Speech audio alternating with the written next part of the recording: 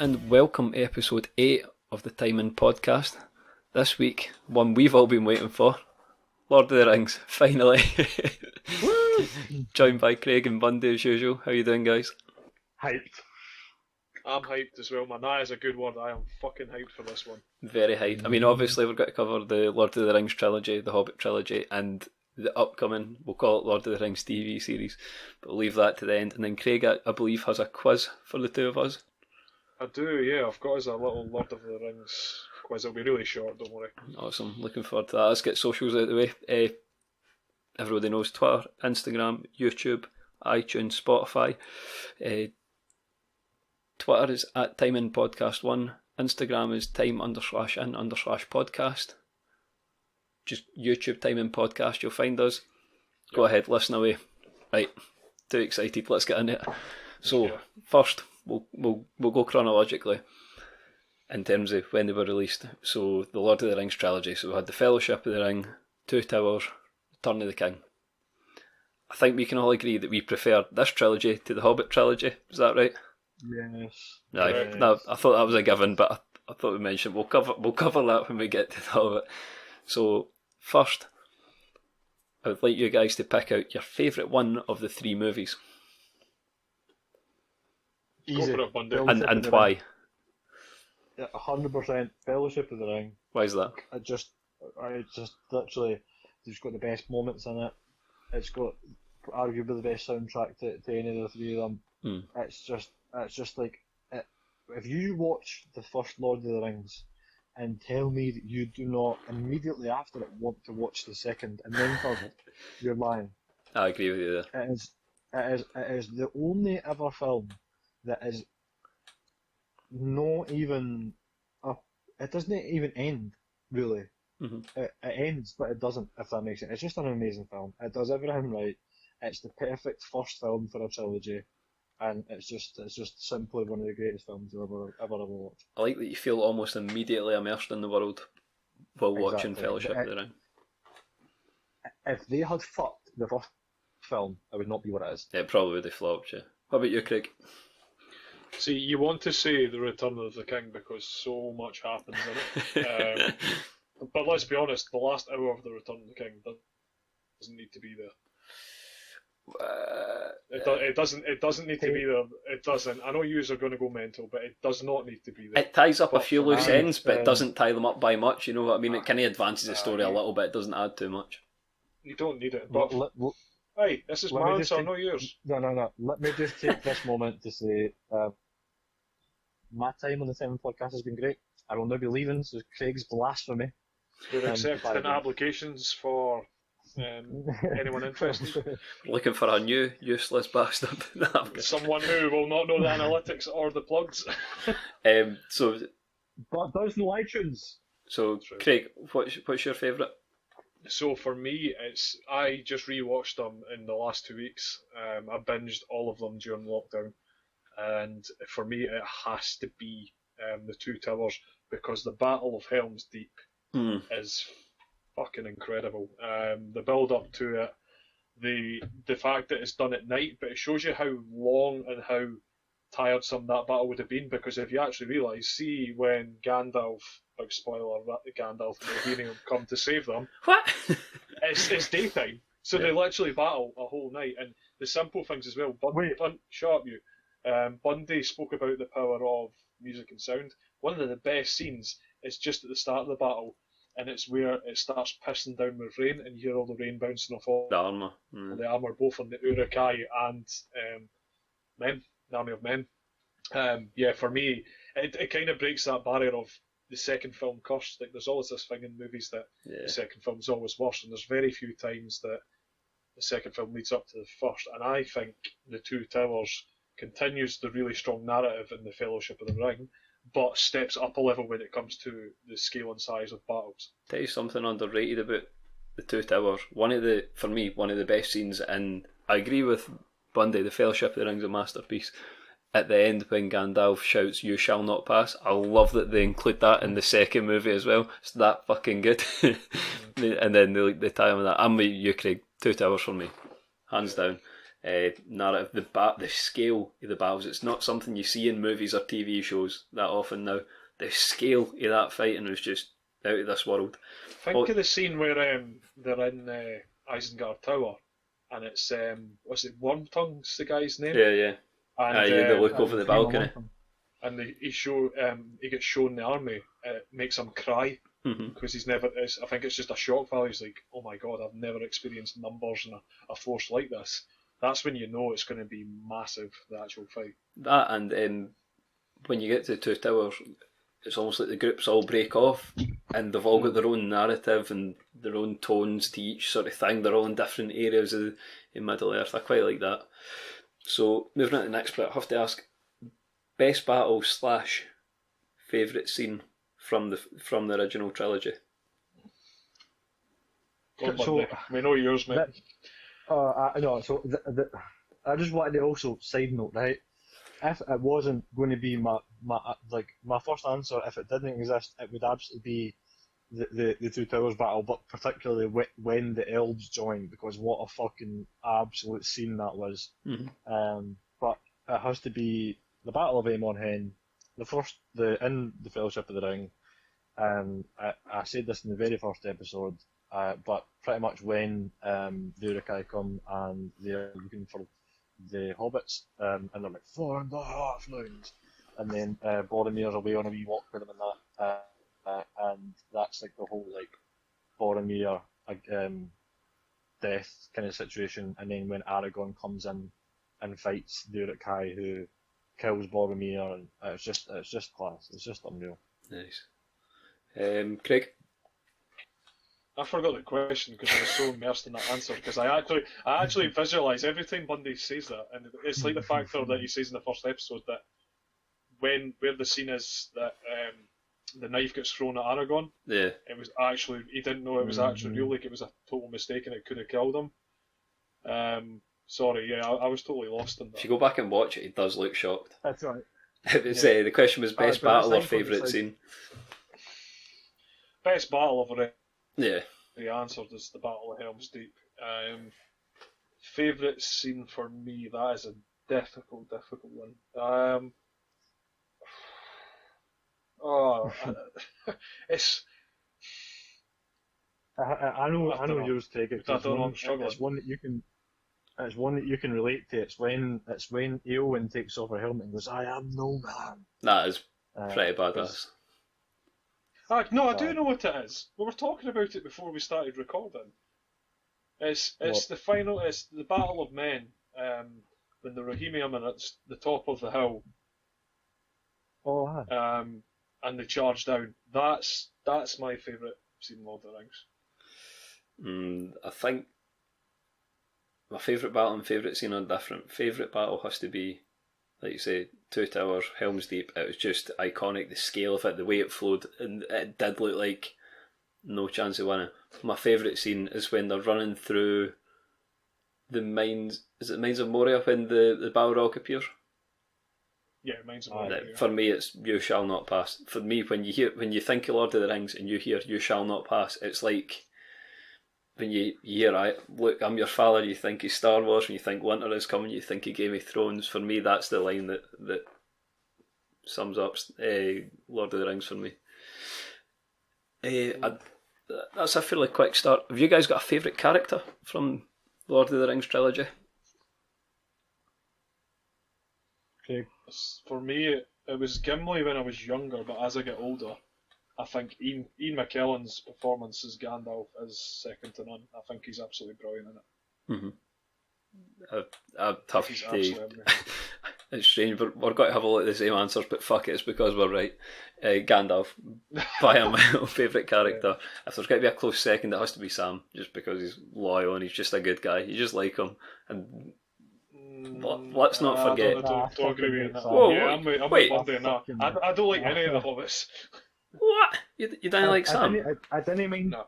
I didn't mind Merry and Pippin because they're funny sometimes, like with the whole like second breakfast meme. That's amazing, but I fucking hate Sam so much. Sam is a fucking bitch. I'll make you hate Sam right now, right? So see, spoiler alert for a very old film. When Frodo gets captured by Shelob, Sam defeats Shelob, who is one of the most powerful mythical creatures in Middle Earth. Right, that's the first part. Then he goes to a tower, which is full of orcs and urukai, and manages to walk through the front entrance, has no previous experience in battle, kills them all, and saves Frodo. Explain. How does that make him a bad Well, guy? it's because of the way that he's actually through the entire franchise putting a spell on that Mr. Frodo every fucking 30 seconds. No, I don't Mr. think you can Frodo, dislike him. It would be Mr. Baggins. Mr. Frodo. No, I think your problem with Sam isn't actually with Sam then, your problem's with the plotline.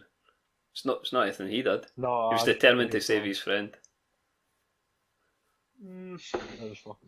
It's just hard to look past Gandalf. Oh, I agree, Gandalf's the best.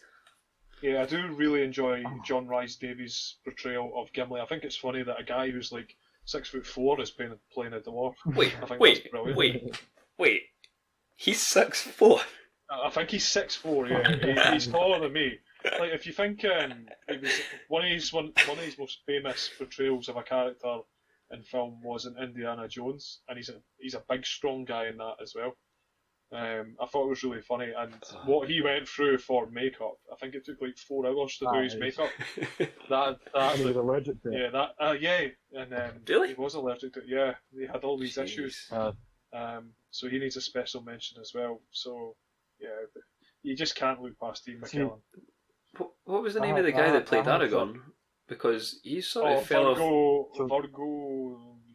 Whoa, don't even slaughter man, Viggo Mortensen, alright? Because Aragorn's my favourite. Has he been in anything since? 100%. I don't think so. He's been in a few films, nothing to the scale of Lord of the Rings, but he's been in a few. Wonder why? Because usually when you get a lead character in like a big movie franchise, they're booked out for other movies and TV series within months. He's kind of like Keanu Reeves. He's just a normal guy, 100% normal guy. They're just so cool, and he only got involved in Lord of the Rings because he liked Lord of the Rings. But Aragorn's my favourite character, 100%. I think he's just like, if there's ever been any series or film, anything at all, where someone genuinely deserves to be like the king and end everything, it's him. Like I don't remember watching that and at any point being like, I prefer maybe this guy as the king. No, it's absolutely Aragorn. 110. He's just your stereotypical hero, isn't he? He just fits the stereotype perfectly.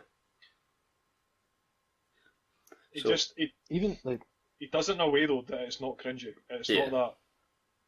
Oh, here's the hero, and here's his woman, and he's all righteous. Like he has got a bit of the human side to him. And if you look at Fellowship of the Ring, which is obviously Bundy's favourite film, he's that almost roguish sort of character. He's this ranger, this strider name that he goes by, and it kind of shows the lead up to him becoming king. Which again, going back to something we touched on a previous episode with Game of Thrones, he's relatable because he's got that human side. He doesn't just walk in and go, "I am the hero. I'm here to save the day." Yeah, I mean,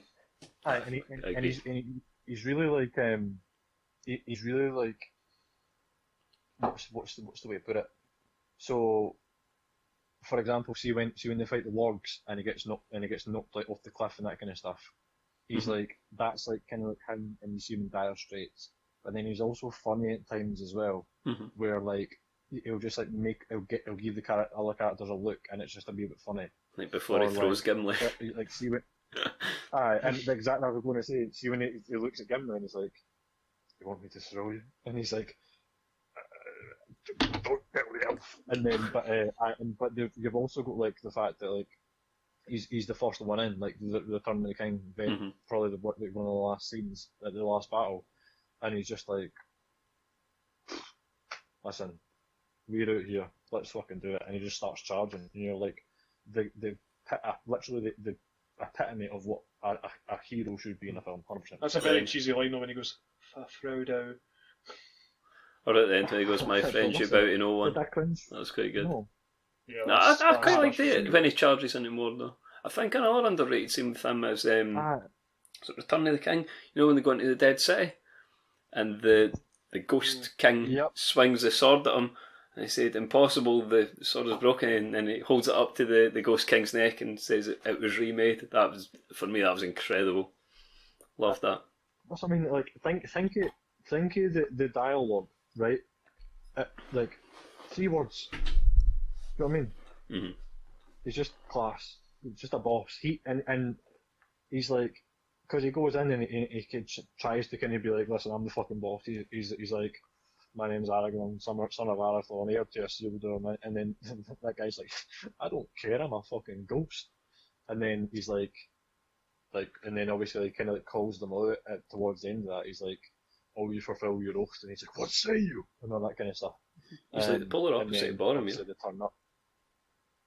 That's what I think. Yeah, well, Boromir's a cool counterpart. He's so both good both good fighters, but just polar opposite. One's kind of good, one's in the grey area. If you ask me, he's on the board. He's as bad as you can be, but still be considered a good guy, if you know what I mean. Anti-hero. In a way, yeah. So that covers the original trilogy. What I wanted to talk about was how, firstly, The Hobbit, it's not made in the same way. It's more, how should we word it, cartoony. And the way I see it is that family friendly. Anyone who likes The Hobbit more than Lord of the Rings tends to also like Harry Potter, in my opinion. That's what I've found. Mm-hmm. Do you guys agree? Where is this going, Ewan? Well, for a start, you see plenty of memes, and don't get me wrong, The Hobbit and Lord of the Rings are absolute gold mines for memes. That's one thing you should recognise straight away. The bad guys in The Hobbit are no more intimidating and no scarier than the Lord of the Rings ones. The Lord of the Rings ones are actually a lot better in my opinion. But what I did like about The Hobbit is at the end of it, it flows into the Lord of the Rings really nicely. There's that overlap, if you like, and I think that's brilliant. I think that's something the franchise does really well. Like I said, with the scene where Gandalf says, "You shall not pass," and then they see him fall in the first movie, but then in the second, you see that scene again and it continues on, so it all links and flows really well. That's something that's completely underrated, because movies often leave big chunks out in between. Not a fan of that. The thing for me though, see the first. Sorry, Bundy. I was just saying the thing for me though, right, is you two especially will know how much I love Lord of the Rings, right? I absolutely love the trilogy that is the Fellowship, the Two Towers, and the Return of the King. I didn't really like The Hobbit. I at this present moment in time could not tell you the main dwarf's name. What? Like I have no idea. Thorin, son of Thrain. I know. Son of Thror. He carries a 2x4 around him for a shield. That's it. That's I can tell you. I remember the bits with Legolas. I can remember the bits with Gandalf. I just did not like the Hobbit. Well, I was going to ask, of the three, what's your favourite movie? But I just wanted to see if you guys were the same. If you're with your girlfriend and it's your turn to pick a movie and you say Lord of the Rings, they go, "Oh, do we have to?" And then you say, "Fine, what about The Hobbit?" And they go, "Alright then." And they're more okay with that. Do you guys find that? I've tried to make Steph watch Lord of the Rings countless times now, and she always falls asleep, which breaks my heart every time. What about The Hobbit? Hobbit? She's not watched The Hobbit, but see, the first time, I'm like Bundy, the first time I watched The Hobbit, I watched it thinking that it was going to be thinking it was going to be Lord of the Rings. Hold on, let's not let it go. But, you said The Halibut, and I'm sure that's a fish. The halibut, the large fish one. No, sorry.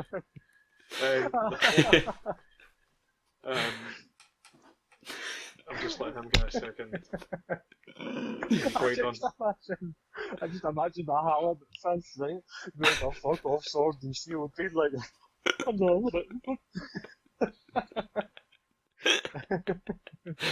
Oh, it's just not a safe place. You can't mispronounce anything. Anyway, sorry. What I like to ask, same question as before. Out of those three movies, which is your favourite? Do you want me to start? Personally, Desolation of Smaug, in my opinion. It's just, there's not really a big battle, but there's enough exciting parts and storyline that it's interesting. You've got Legolas coming into it, so obviously a nice, I was going to say throwback, but throw forward because the Hobbit's actually set before it. You realise what's happening on the Gandalf side of things with darkness coming back, the way they word it. And then you've got them reaching the mountain eventually and dealing with the dragon. You get introduced to Lake Town, and I find that really enjoyable. Don't get me wrong, I really enjoy the other two, but that's my favourite. See, I was going to touch on, before Bundy had a mental breakdown, was that when I first watched the Hobbit trilogy, I anticipated it to be Lord of the Rings, and I didn't enjoy it. But I've recently watched the Hobbit, and I've treated it like a different franchise, and I did enjoy it. Mm-hmm. Because the one thing that I don't like about the trilogy is that the CGI orcs, etc. Mm-hmm. I think the makeup in Lord of the Rings is so good, and it's so realistic. Why have they not played on that in the Hobbit franchise? I mean, is it budget? Because I didn't imagine that would be an issue for them. Surely it'll cost more doing the CGI though, mate. But either way, money shouldn't be an object to a franchise like that. No, but when it comes to, when I rewatched it, The Desolation of Smaug I think is the best film again, but I'm going to say the Battle of the Five Armies, because the final battle in that, I would argue, is one of the best battles in Lord of the Rings as a whole, Hobbit and the Lord of the Rings trilogy. I think it's a very, very strong battle. Agreed. And it's got so many different dynamics to it. You've got the dwarfs, you've got, is it the world eaters they call them? The worms? Earth eaters, yeah. The earth eaters, you've got... Oh, hold on, run through the five armies. So you've got dwarfs, elves, men, the orcs that come with Bolg, and then the orcs that come with Azog. Is that right? The Mordor orcs, and but and Billy Connolly, which is Billy fucking Connolly gold. on a pig. Oh, he's brilliant. That's the thing though, right? Because I don't know. There was something about the fact that see if there was, and I know this is so like going to be the weirdest answer ever, right? But you've got Aragorn, Legolas, Gimli, and they're the main three fighters in the Lord of the Rings trilogy, right? And then you have the dwarves and the Hobbit. But for me, like Aragorn, Legolas, and Gimli, when they fight, they will kill a lot of stuff, but it's still kind of realistic. When they dwarves fight, man, it's like they're annihilating everybody, like literally everyone. And like the part that you just said about Billy Connolly, the guy, whoever that character is, Dave comes in on a pig with a hammer and starts just bopping folk basically. It's no done in a way that I watched and was like, oh, this is cool.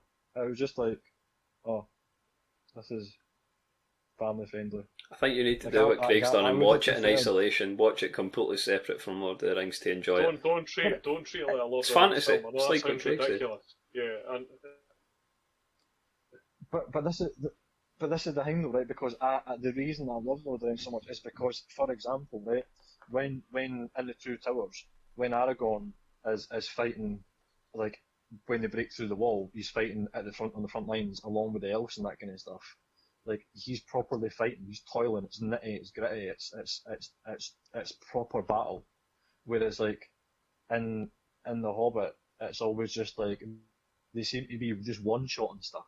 Like they'll just like swing his sword once or a hammer once, and it's just like that's that how indeed. Whereas Aragorn, like if you remember when he's fighting the Berserker, he takes like a good 2 minutes to kill it, and then he only kills it because his elf pal that I can't remember his name gets nailed. And then he's like, oh shit, I really need to get there. And it's like, and even Legolas in The Hobbit as well, if you remember, the thing that totally, like, I thought, nah, surely no, is when when Legolas is fighting and he like runs up the rocks that are falling. Oh, it's when the tower falls over to make a bridge. Some shit. Tower falls over to make a bridge, and then the bricks start falling out, and he's stepping on the bricks as they're falling through the air. I didn't like that. That was probably the one bit that made me cringe. And I know that Legolas has done some shit. In the Two Towers, he slides down the stairs on a shield. But even that's at least like, do you know what I mean? But like stepping on that's like, nah, man, nah. So for me, I would say the favourite would be the Desolation of Smaug, because at least I can believe a dragon. I have to ask, that's the three movies. We've all agreed the best one is the second one of that trilogy. I was going to ask, what do you think the best battle is? But there actually is only one, to my knowledge. So we'll go best fight / favourite scene, if they're not the same. It's an obvious one, but when Foreign finally fights Azog, that's a brilliant scene. We see when he's under the water. That's quite creepy. Pierces his blade through his foot. It's funny what we've been saying about how the Hobbit franchise is kind of that family-friendly aspect, but see that last sort of half hour of Battle of the Five Armies. If you actually looked how many people die, Feely and Keely, and which are fairly significant characters, because essentially they're next in line to be king after Thorin. Yeah, obviously there isn't like blood and gore, but some of the battle in these scenes is quite graphic for the Hobbit as well.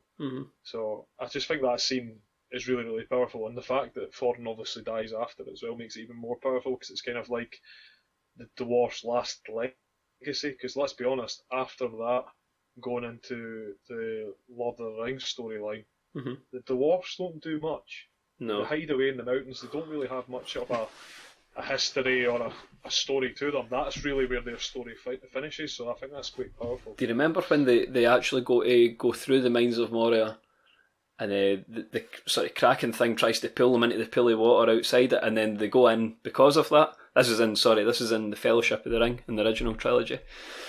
And then they go in, and Gimli's saying, obviously Gimli's dad is in The Hobbit. There's a little nod back to it when Legolas captures him and says, "What is this goblin mutant?" He goes, "That's my wee lad, Gimli," and he just gives that look. But when they're in the mines of Moria, he says, "My cousin Balin." So they eventually find his grave. My cousin Balin becomes king. Balin becomes the king, and he's the guy with the white hair, the older one. Yeah, the big Scottish, I believe, because I heard him narrating a programme. I recognise that voice. Where from? And then it's his grave that's within the mines of Moria, which is when you realize it's more significant watching that after you've watched The Hobbit. So I do think it's worth watching both. If nothing else, it enhances your experience watching the original trilogy. Well, in the original trilogy, you hear so much about the elves, and there's quite a lot of story to them. It's just nice to see the backstory of the dwarfs, because the Lord of the Rings franchise makes you think that the dwarfs are quite simple, greedy, which they are to an extent, but it shows that they can have quite a human side to them as well when they do have values. That's shown, I think, especially in the last Hobbit film. I couldn't agree more. It also shows that elves were cunts at one point. I mean, they were. They were bad.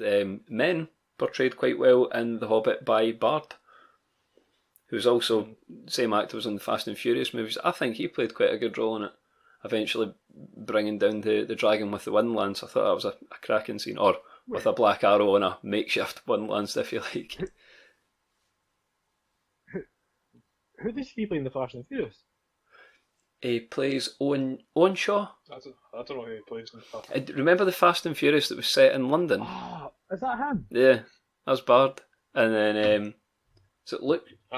Luke? I only know him as Dracula. He plays Dracula in a remake. I know him as I was thinking Dracula Untold or whatever it was. The film. That's what I was thinking. But see, that's what's weird. He's in a few big movies, and then all of a sudden he's in all of them.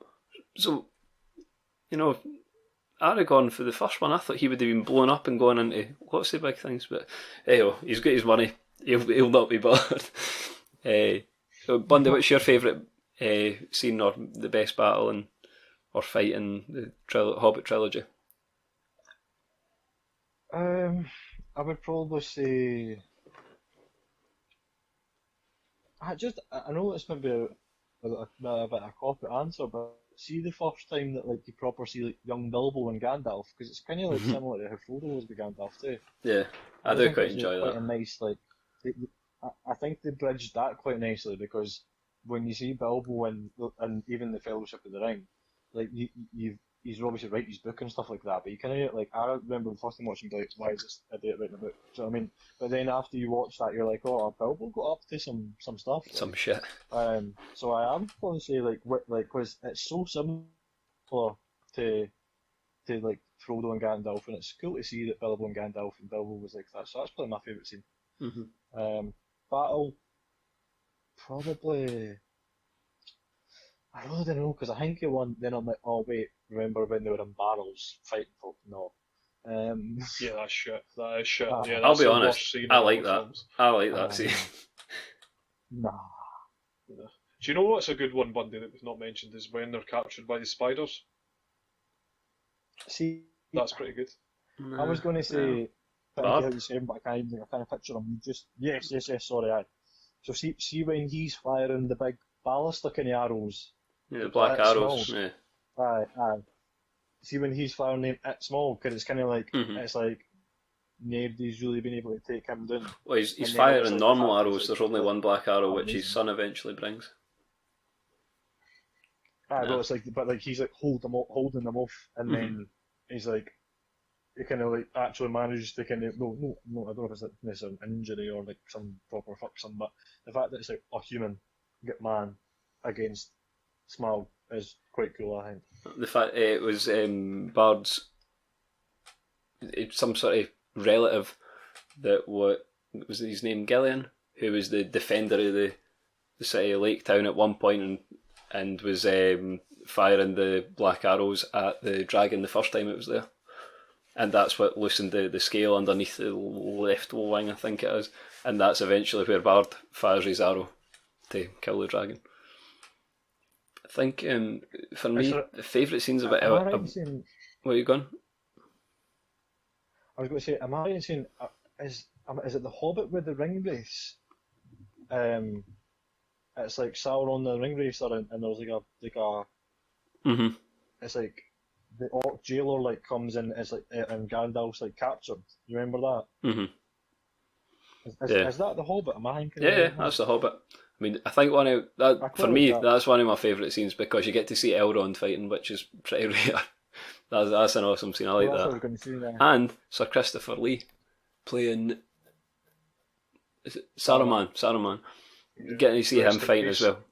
He was a cracking actor in an incredible amount of movies and had an incredible life. To think some of the little scenes that he filmed for that, he was dying. I know. He actually died during it, which is a shame. It's a shame, but a cracking performance in it nonetheless. Plays a good role.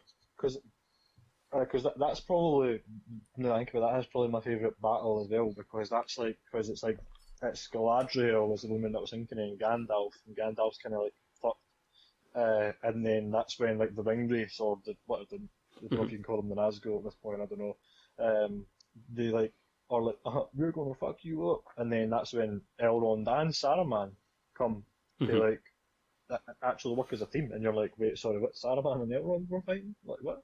I know, just because it was set before, it's kind of hard to picture that, but you know what's going to happen further down the line. That's why he says, leave Sauron to me.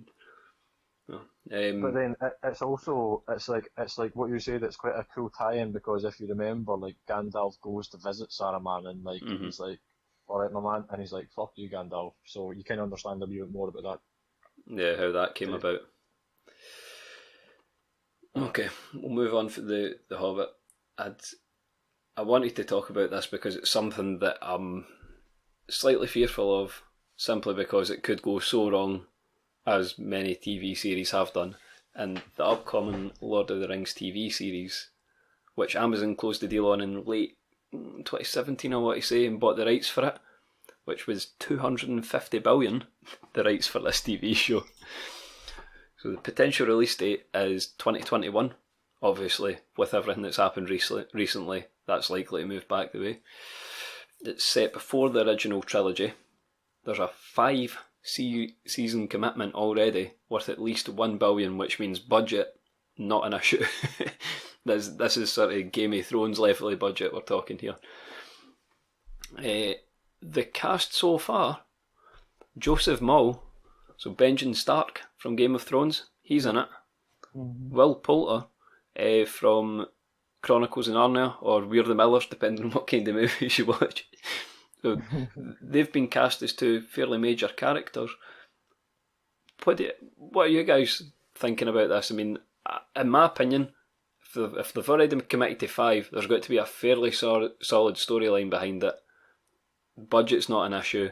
I don't see any reason that this isn't as big, if not bigger than Game of Thrones, because I would argue Game of Thrones has such a big viewership because of movies like Lord of the Rings and people are into fantasy storylines like that. What do you think? I think as time's progressing, TV is becoming almost as good as cinema. If you look at TV 10 years ago, the gap between film and TV series was massive. Mm-hmm. Look at TV series like The Witcher, which a lot of people thought that wouldn't be successful. Look at the quality and CGI and stuff in it, it's phenomenal. I know you just touched on Game of Thrones. Game of Thrones is kind of set the bar of what quality TV show should be. Mm-hmm. So for me, I think it is quite exciting because I don't think it's going to be the case of, oh, it's a TV series, it's going to be a cheapened version of the film franchise. I think it's going to be very, very strong. It's just how, there's again, we touched on it in our Game of Thrones podcast, is that you need to get that fine line of making the characters relatable. Yeah. And keeping the fantasy aspect, but what Game of Thrones done is they made that viewership from, I would argue, from nothing. Because the first couple of series of Game of Thrones, it wasn't massive. People were like, oh yeah, it's good, but then it became like proper mainstream culture, like pop culture, mainstream. Sorry, that's the word I'm looking for.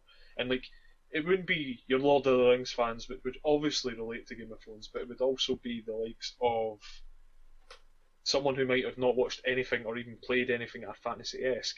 I think if they can rectify what Game of Thrones done with their character model, but use the already large fan base they've got and the massive amount of lore and story that they could go down, well, and an unlimited budget, mm-hmm. I think it'll be phenomenal. I think it'll be really good. I agree. I've got no doubt that it's going to be good. I'm wary of it because of what happened with Game of Thrones. I would argue Game of Thrones got a lot of its initial viewing because of the Lord of the Rings and Hobbit franchises, but more Lord of the Rings obviously. But I think because of how well it was written, and anybody can sort of enjoy the things that are happening in it without being a fan of fantasy or anything, and that's why it became so mainstream, because it was that good. No reason this can't be as good, if not better, potentially. Look at the mistakes Game of Thrones made. Well, look at The Witcher. Mm-hmm. Look at The Witcher. The Witcher is obviously a very well-known game, but I've got people like my dad. My dad's 60-year-old, and he goes, oh, I've been hearing loads about that Witcher, I'm going to watch it on Netflix. I think a lot of that is like down to the success of Game of Thrones, and it might be the case of people go, oh, Lord of the Rings, that was the fantasy films about elves and orcs and all this nonsense. Mm-hmm. But I think there'll be more of an acceptance of watching it because of what franchises like Game of Thrones and The Witcher have done. 100%. Paved the way a bit for it. I think. Yeah, definitely. I think the one thing that I'll say worried about, right, but I'm not sure if it's full worry yet. But obviously, J.R.R. Tolkien was dead way before, but his son Christopher Tolkien was the one that was like that curated J.R.R. Tolkien's work in order for it to be made into a film and that kind of stuff. Mm-hmm. He died a wee while ago. I don't know if any of you know that, but he died not that long ago. And that's been quite a big thing that they said to start with, like, because obviously they had looked to him for quite a lot of like the material and all that kind of stuff, and I'm sure there was, I can't quite remember, but there was stuff on the news saying that like it might be a struggle for them to get some of that material because it's kind of tied up in his family and all that now. Mm-hmm. And they're not being as easy as people would want. But I think that like if it's done right, the fact that it's going to be looking at like different characters, and people are saying that John Maltby's that played what was his name in Game of Thrones, Benjen. They're saying that they think that he might be like Sauron and stuff like that, like which would be really cool, like, and to get to see that side of stuff. So I think if they give it like a good bash, then I'm going to be definitely up for watching it. I mean, look at look at TV shows like Vikings and stuff like that. Like Mhm. if they can do that, and if they can make other TV series as up there with the Game of Thrones, I'm hopeful. Definitely because it's Lord of the Rings anyway. We're in agreement the first season's Do going you to be know- a success because there's going to be loads of geeky people like us that are going to watch it. But the hope, I think, to tie those in, you have to have some of the characters that we know already, and it's in the world, it's in Middle Earth that we're aware of, set before, Well, see, I very was gonna far argue before. that. So I think there has to be some overlap. I think there has to be maybe younger versions of themselves, because this will maybe come into your quiz a bit because I believe there's ages involved. The age of some of the characters in the movies, Yeah. there's surely some of them that go back to this point. And See what? there's like a big thing, obviously, because it's still going to be set, and they're saying that they'll be filming in the Shire. Like the Shire will be part of it, Mhm. and they're going back to New Zealand, which is where a lot of Lord of the Rings was filmed. So it's going to still be very similar, which I'm aesthetic. glad about because if they had used a different aesthetic, I think it would have been really weird to watch because it would not have really felt like Lord of the Rings. So.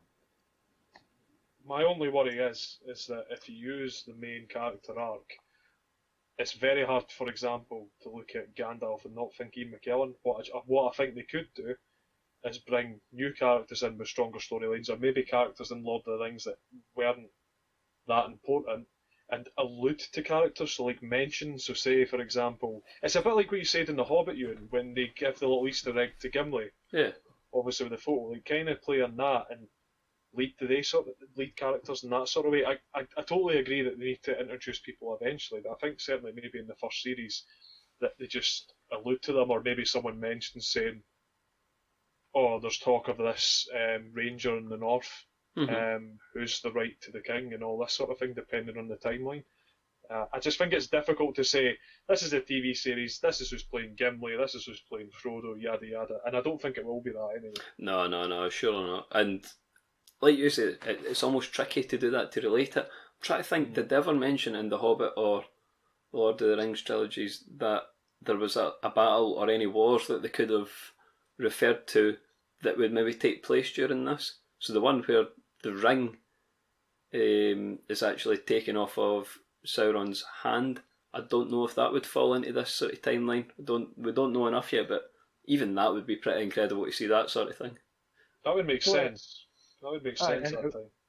It would be cool because we obviously know a lot about Aragorn, and Craig, this is kind of touching on what you were saying, because we know a lot about Aragorn and that kind of stuff, right? But we know some stuff about Isildur, right? But we don't know really that much about Arathorn, who was Aragorn's actual father. Mhm. So, is it going to be, because obviously the age of Aragorn, Arathorn could absolutely be around, and it could be that they focus on Arathorn and how he's setting things up for his son to follow him, kind of stuff, which would be cool. You've also then got characters like Haldir, which is, if you remember, Aragorn's elf mate for the Two Towers. So maybe it could be like a younger version of him and Aragorn, and how they how they got to know each other, or maybe allude to it or whatever else. So. I guess we're all in agreement that it's definitely going to be in the past, because you can't really they've said it's going to be in the past. They've already said that, but they've not said how far in the past. They said it'll be quite far. So is that before Saruman, Gandalf and Radagast? Is it, they've got that flexibility, but it's set in the same world, so they know their parameters. Just remember, time in Lord of the Rings is very different to our aspect of time. There's big clues for the quiz. We'll move on to that just a quick second. You know how we spoke about Game of Thrones and we said it was easier when they had a script? So from what Bundy was saying, they won't have so much of a script here.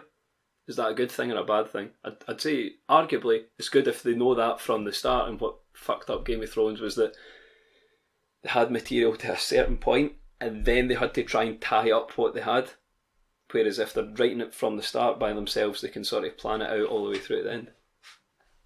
I think, like to be fair, I think they've got an absolute wealth to go by solely in the books, where that if they wanted to, if they like any good producer or whoever it would be, an editor and everything, could sit down, look at look at the books and fill in the gaps while still remaining in the lore of Lord of the Rings, 100%. Okay. Like, the fact that they've got that source there, I feel like it'll be That'll be good enough. because it'll be good because they'll have that to refer to, and it will save big kind of like, oh, why is that? Do you know what I mean? Kind of questions, and I think it will make it easier to tie up loose ends because it might be that, say for example, say they go and it's going to be a seal doer, and you see him in the series, but they don't ever really end his story kind of thing. At least you know he's king and he defeats Sauron. Do you know what I mean? So they don't really need to tie stuff as long as they keep it in the lore. I don't think they can do something that recent because you almost know what's going to happen next, and it's no following a different storyline.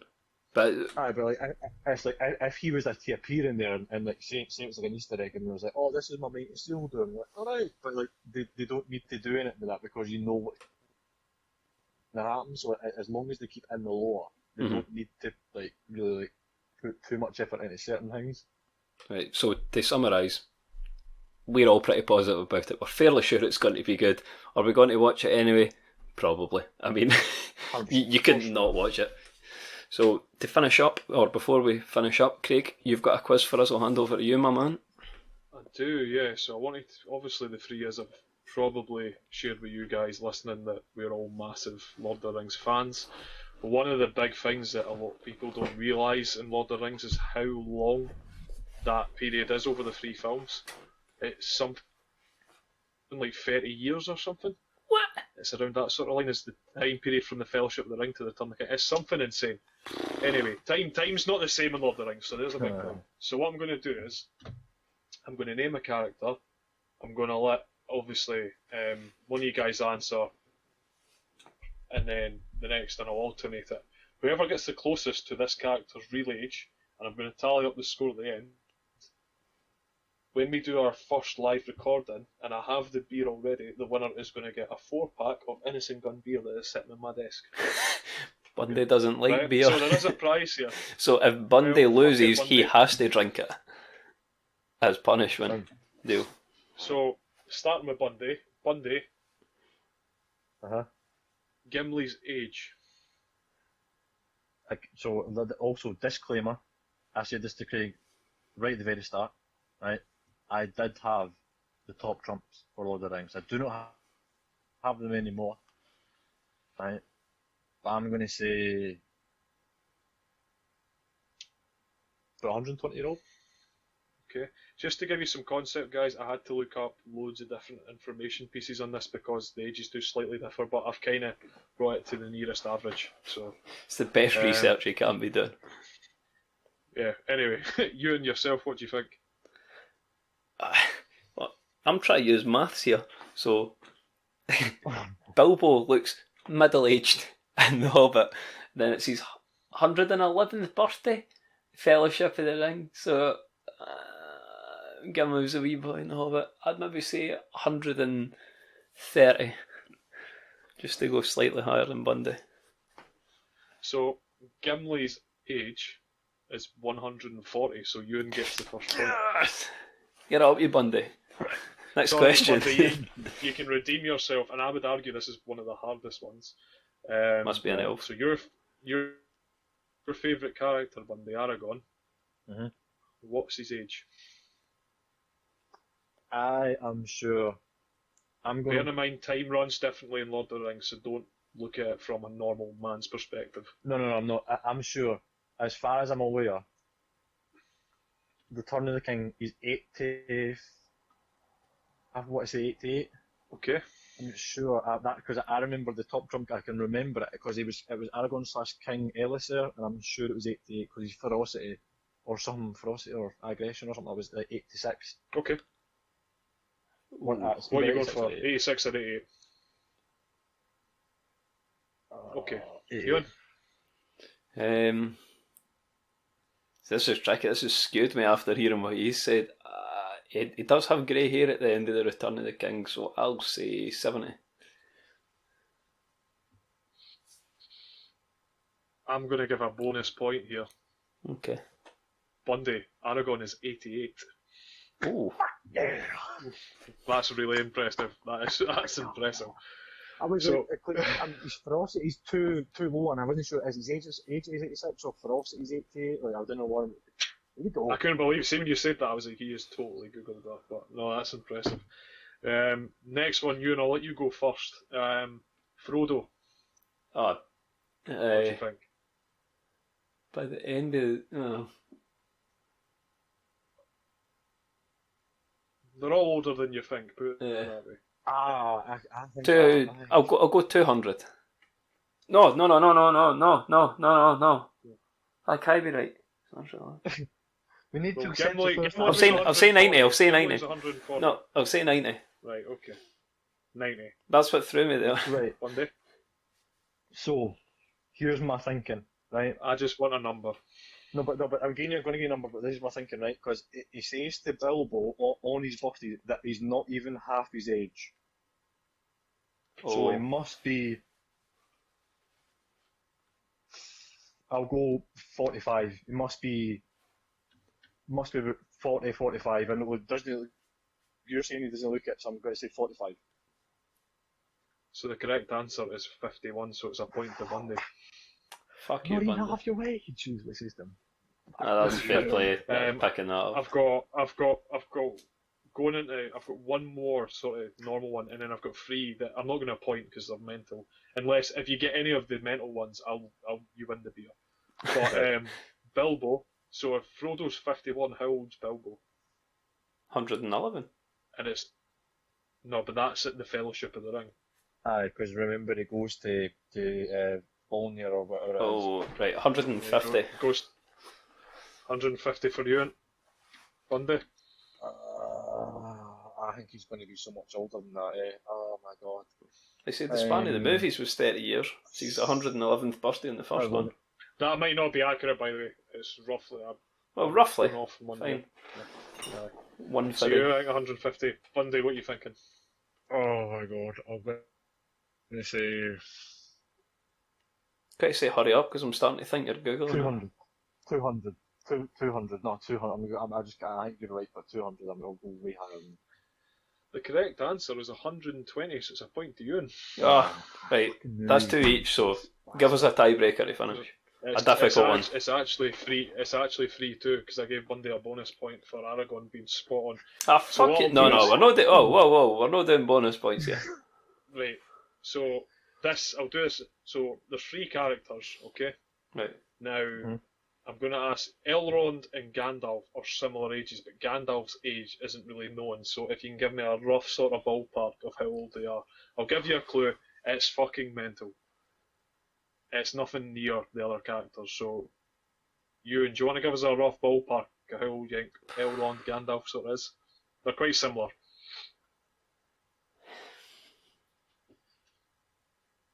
I feel like it should be in the hundreds, but no, I want to say 700. Fuck it. I'll give you a clue, mate. It's in the thousands. Ah, shit. Whoa, why are we getting close? Oh, you got a bonus point. That's Fuck numbers off. insane. Alright, Aye, fine. shush you. That's helping you as well, you clown. Yeah. 3,000. 3,000. Bundy. This is for I'm Elrond. really struggling because I think that we see when you're saying they're similar, they threw me because I thought they were really, really different. They're quite similar. Elrond and Gandalf, that is. Went to the I'm same going to school. say. I remember I'm trying to the card, the top trump card. Come on, I'm going to say 6,000. 6,000. They're fucking ancient. I'm really impressed actually, Bundy. He's 6,518 Elrond. Jeez. Right, So, 3-2 Bundy. 3-2 Bundy. So Gandalf, you and John have a guess at Gandalf. He is, when I say he's close, it's close in comparison compared to the rest of them, but there's a lot 7,000. of gap. So do you think, first of all, So 7,000, okay? I was going to Bundy? say, I was going to say, because that's what I was saying, you threw me off, because I thought Gandalf was like 1,800, the 2,200, like somewhere in that range. I thought it was like, because I know that, and this is another, I don't know if, but I'll not say this, maybe another question actually. I thought that's what it is. Great. Gandalf's age, Bundy. About 1800.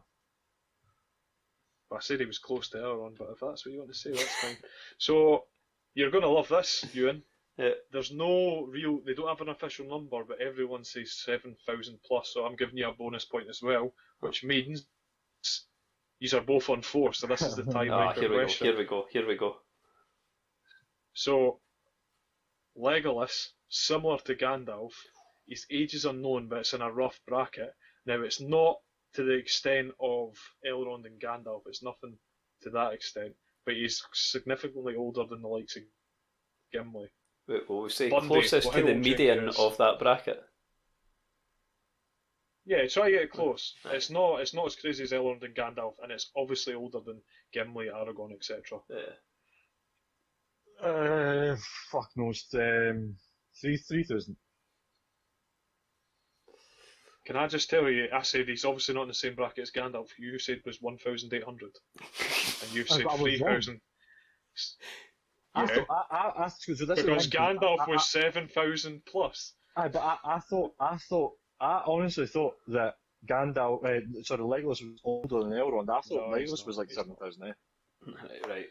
So I'm going to say 3,000. That's what I mean. I just thrown it a guess. So fuck knows. I thought he was older than Elrond. I'll say 700. And the beer goes to Ewan. Legolas is in regions of 500 years plus. It's quite difficult to recall. There you go. So, Bundy, as punishment, 5-4 to Ewan. I think you need to drink one of the beers at our first ever live episode so everybody can see how much you dislike it. He has to down one of the beers. Down it. Deal. Happily.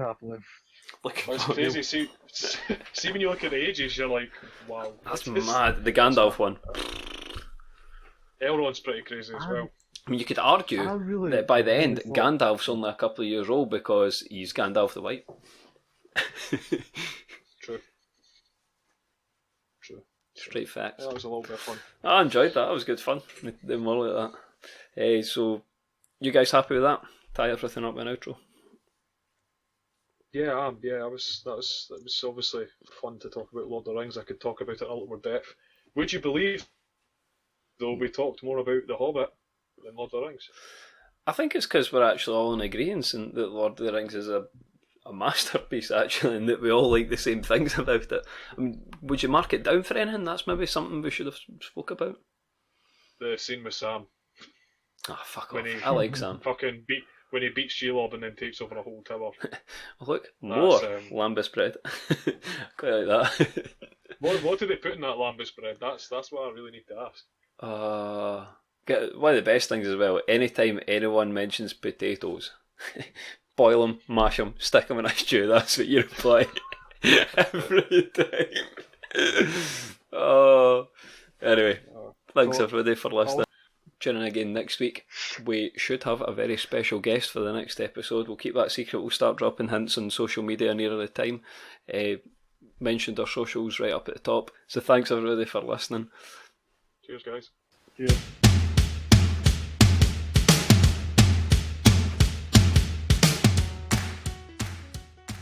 So thanks for listening to the Time In podcast. What's podcast, precious?